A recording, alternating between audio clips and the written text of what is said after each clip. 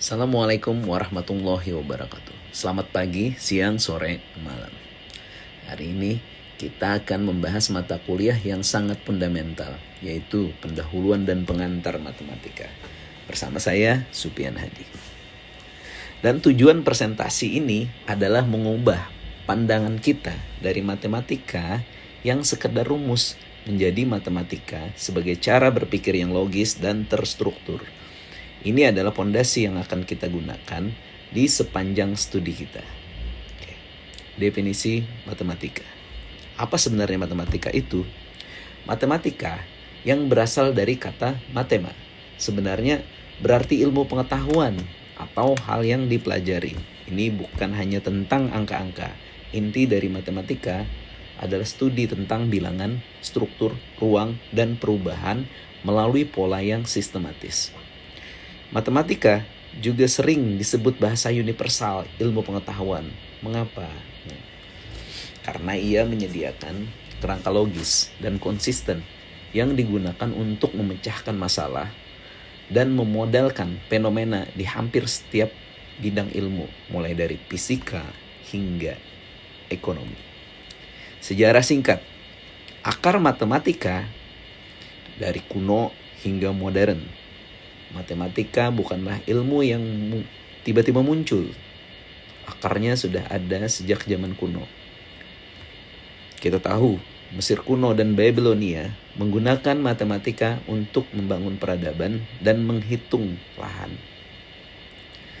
Pondasi logika yang kita gunakan saat ini datang dari era klasik, di mana tokoh seperti Euclid mengembangkan geometri sistematik. Kemudian, perkembangan paling signifikan pada era modern adalah penemuan kalkulus oleh Isaac Newton dan Leibniz. Kalkulus inilah yang memungkinkan kita menjelaskan gerak benda dan laju perubahan di alam semesta yang menjadi dasar revolusi ilmiah dan teknologi. Ciri-ciri dan karakteristik matematika. Karakteristik kunci ilmu matematika. Mengapa matematika sangat kuat? Karena ia memiliki ciri-ciri yang ketat. Pertama, ia abstrak.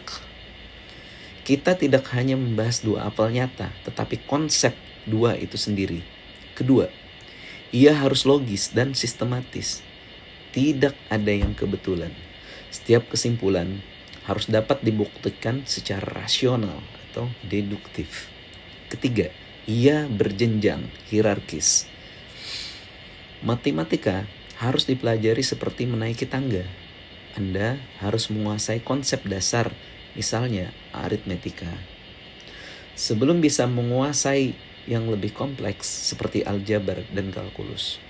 Dan yang terakhir, ia adalah ilmu dasar yang konsepnya digunakan di semua disiplin ilmu. Cabang-cabang utama matematika. Pembagian bidang dalam matematika. Matematika sangat luas, tetapi kita bisa mengelompokkannya. Bayangkan, kita punya dua dunia. Dunia kontinu dan dunia diskrit. Matematika kontinu fokus pada objek yang berkelanjutan dan perubahan. Contoh terbaiknya adalah kalkulus. Ini alat untuk menghitung hal-hal yang bergerak dan berubah. Sedangkan matematika diskrit fokus pada objek yang terpisah dan dapat dihitung seperti bilangan bulat. Ini pondasi dari semua teknologi komputasi, coding, dan pemrograman. Selain itu, tentu ada cabang klasik yang kita kenal seperti aljabar, geometri, dan statistika. Konsep kunci, himpunan, fungsi, dan relasi. Struktur dasar, himpunan, fungsi, dan relasi. Tiga konsep ini adalah inti dari struktur matematika. Himpunan adalah blok bangunan dasarnya, kumpulan objek yang jelas. Kemudian dari himpunan kita membangun relasi atau hubungan. Namun yang paling penting dalam permodelan adalah fungsi. Fungsi adalah jenis relasi yang sangat ketat. Satu elemen input harus memiliki tepat satu elemen output. Ini memungkinkan kita membuat model sebab akibat yang tidak ambigu. Misalkan, jika Anda memasukkan X sama dengan 2, ke fungsi fx sama dengan x pangkat 2. Hasilnya pasti 4. Tidak bisa yang lain.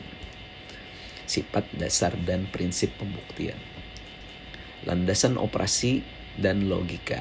Semua yang kita hitung didasarkan pada sifat-sifat yang tidak terbantahkan, seperti sifat komutatif atau urutan tidak masalah. A plus B sama dengan B plus A.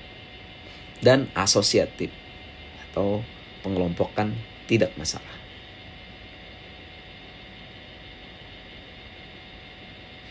Ini menjamin konsistensi hasil kita.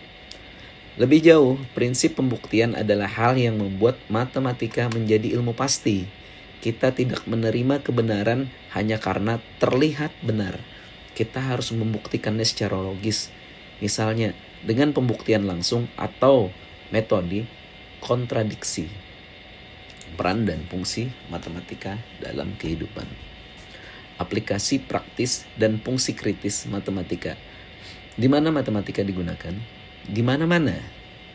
Dari hal-hal sederhana seperti menghitung diskon hingga hal-hal kompleks. Dalam teknologi, matematika diskrit menjadi jantung komputasi, sedangkan kalkulus digunakan dalam fisika dan rekayasa untuk pemodelan struktur. Yang paling relevan saat ini adalah penggunaan statistik dan probabilitas untuk pengambilan keputusan, menganalisis data dasar, memprediksi tren, dan mengurangi resiko. Matematika adalah alat yang mengubah ide abstrak menjadi solusi nyata. Tujuan dan manfaat mempelajari matematika. Mengapa matematika penting bagi Anda? Tujuan mempelajari matematika melampaui kurikulum. Yang utama adalah melatih kemampuan berpikir logis dan kritis. Ini adalah soft skill terpenting yang bisa Anda bawa ke industri apapun.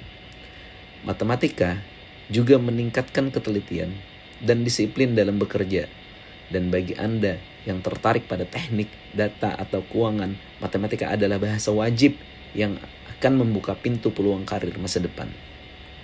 Kesimpulan dan penutup. Kesimpulan, matematika adalah cara berpikir. Sebagai penutup, mari kita tegaskan kembali. Matematika merupakan ilmu yang melatih manusia berpikir secara logis, sistematis, dan kritis. Ini adalah dasar dari pengambilan keputusan yang rasional dan terukur. Jangan anggap matematika sebagai beban, tetapi sebagai alat penting untuk memahami pola dan memecahkan masalah dalam kehidupan sehari-hari. Terima kasih atas perhatiannya. Semoga video presentasi ini memberikan pemahaman yang lebih dalam tentang pentingnya pengantar matematika ini. Terima kasih. Wassalamualaikum warahmatullahi wabarakatuh.